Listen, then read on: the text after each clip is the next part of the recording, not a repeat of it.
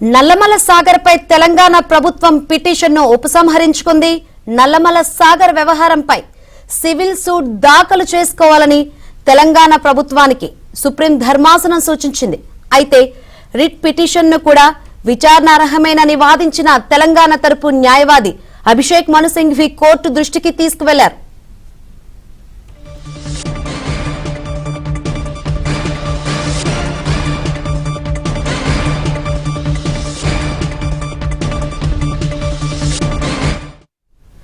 నల్లమల సాగర్ పై తెలంగాణ ప్రభుత్వం పిటిషన్ను ఉపసంహరించుకుంది. నల్లమల సాగర్ వ్యవహారంపై సివిల్ సూట్ దాఖలు చేసుకోవాలని తెలంగాణ ప్రభుత్వానికి సుప్రీం ధర్మాసనం సూచించింది.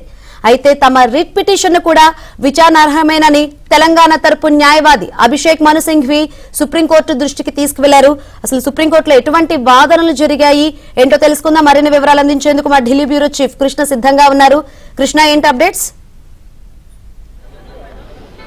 శంకరి, పోలవరం నల్లమల సాగర్ లింక్ ప్రాజెక్టుకు సంబంధించి తెలంగాణ ప్రభుత్వం దాఖలు చేసినటువంటి రిట్ పిటిషన్ పైన కొద్దిసేపటి క్రితం సిజేఐ నేతృత్వంలోని ధర్మాసనం ముందు విచారణ జరిగింది. అయితే గతంలో కూడా గత సోమవారం 5వ తేదీన జరిగినప్పుడు 3 సూచనలు సిజేఐ ధర్మాసనం సూచించింది. ఒకటి, మీరు మీడియేషన్ ద్వారా ఈ యొక్క సమస్యలను పరిష్కరించుకోవచ్చు కదా అని చెప్పింది. రెండోది, ఇది ఆర్టికల్ 131 ప్రకారంగా 2 రాష్ట్రాల మధ్య సమస్య కాబట్టి ఇరు రాష్ట్రాల మధ్య డిస్ప్యూట్స్ని ఆర్టికల్ 131 ప్రకారంగా సివిల్ సూట్ దాఖలు చేసుకుంటేనే బాగుంటుంది. ఇది మెయింటైనబిలిటీ కాదు. ఆర్టికల్ 32 ప్రకారంగా మీరు దాఖలు చేసినటువంటి రిట్ పిటిషన్ మెయింటైనబిలిటీ కాదు అని కూడా చెప్పింది. మరో పక్క కేంద్ర ప్రభుత్వం దాఖలు చేసినటువంటి సిడబ్ల్యూసి చైర్మన్ నేతృత్వంలో ధర్మాసనం కమిటీ ఏదైతే ఉందో 13 సభ్యులతో కూడినటువంటి కమిటీ, ఆ కమిటీ ముందు మీరు మీ వాదనలు వినిపించుకోవచ్చు. కమిటీ ఫైనల్ డెసిషన్ తీసుకుంటుంది.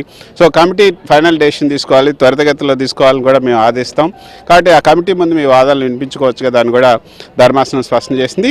అయితే ఈ మూడింటి మీద ఈరోజు వారం తర్వాత మళ్ళీ మా యొక్క అభిప్రాయం చెప్తామంటూ అభిషేక్ మను సింఘ్వి సమయం కోరారు. ఈరోజు దీనిపైన విచారణ వచ్చినప్పుడు అసలు ఆర్టికల్ 32 ప్రకారంగా తాము వేసినటువంటి రిట్ పిటిషన్ కూడా విచారణార్హమే అంటూ ఒక నోట్ను అయితే ధర్మాసనానికి ఇచ్చారు. అందులో ప్రధానంగా చెప్పినటువంటి అంశాలు ఏంటంటే, ఆల్రెడీ అలకేట్ చేసినటువంటి వాటర్లోనే, అంటే బచావా ట్రిబ్యునల్ ఏపీ ఉమ్మడి ఆంధ్రప్రదేశ్కి ఏదైతే 498 టీఎంసీలు ఇచ్చిందో దాంట్లో నుంచే ఎక్స్ట్రాగా వాటర్ తీసుకోవాలని ప్రయత్నం చేస్తున్నారు. నల్లమల సాగర్ లింక్ ప్రాజెక్ట్కి, నల్లమల సాగర్కి 200 టీఎంసీలని పోలవరం నుంచి డ్రా చేయాలని చూస్తున్నారు బనకచర్ల హెడ్ రెగ్యులేటర్ ద్వారా.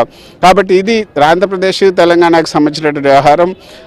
అలకేట్ చేసినటువంటి వాటర్లోంచే తీసుకుంటున్నారు. కాబట్టి ఇది మీరు విచారణ తీసుకోవచ్చు అని కూడా చెప్పినప్పుడు ధర్మాసనం ససేం రాంది. 131 ప్రకారంగా మీరు సివిల్ సూట్ దాఖలు చేసుకోండి. అందులో ఇంకా విస్తృతమైనటువంటి వివరాలను కూడా మీరు పొందుపరచుకోవచ్చు. పైగా ఎగువన ఉన్నటువంటి రాష్ట్రాలను మీరు ఇక్కడ పార్టీ చేయలేదు. మహారాష్ట్ర, కర్ణాటక ఏవైతే ఉన్నాయో అవి కూడా ఇందులో ప్రతివాదులుగా ఉండాల్సినటువంటి అవసరం ఉంది. మీరు సివిల్ సూట్ దాఖలు చేసుకుంటే ఖచ్చితంగా వాళ్ళని కూడా ప్రతివాదులు చేయాలని కూడా ధర్మాసనం సూచించింది. అయితే అంతవరకు కూడా దీనికి సంబంధించి ఏపీ ప్రభుత్వం ముందుకెళ్ళకూడదు. దానికి సంబంధించి ఒక ఇంటరిమ్ ఆర్డర్ లేతే ఆ మేరకు బెంచ్ అబ్జర్వ్ చేయాలని కోరినప్పటికీ కూడా ఆ మేరకు అప్పుడు ఏపీ ప్రభుత్వం తరఫున హాజరైనటువంటి ముకుల్ రోహత్గి తన అభ్యంతరాలను వ్యక్తం చేశారు. అసలు సివిల్ సూట్ దాఖలు చేయకముందే దీని మీద కోర్టు యొక్క తీర్పు కావాలని కోరుతున్నారు, మధ్యంతర ఉత్తర్వులు కావాలని కోరుతున్నారు. ఇది సబబు కాదని ముకుల్ రోహత్గి అభ్యంతరాలను వ్యక్తం చేశారు.